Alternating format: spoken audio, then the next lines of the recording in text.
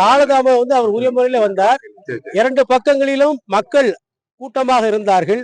மக்களுக்கோ அங்க இருக்கக்கூடிய பின்னாலே வரக்கூடிய தொண்டர்களுக்கோ அல்லது வாகனங்களுக்கோ எந்த விதமான பாதிப்பு ஏற்படக்கூடாது, போக்குவரத்துக்கு எந்த பிரச்சனையும் ஏற்படக்கூடாது என்று கூறினால் அவர் மெதுவாக வந்தார். அதை வந்து ஒரு பிரச்சனையாக எடுத்துக்கொள்ளக்கூடாது.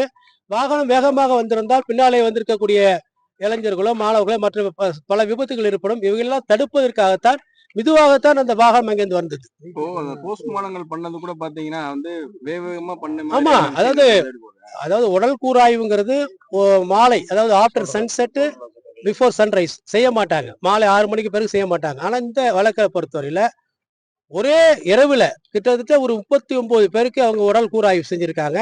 நைட்டே வந்து இன்பார்ம் பண்ணி வச்சிருந்திருக்காங்க. இது இது எப்படிக்கான இது ஒரு சாத்தியம் எப்படி இருந்துச்சு? இந்த மருத்துவர்கள் எங்கேருந்து வந்தாங்க?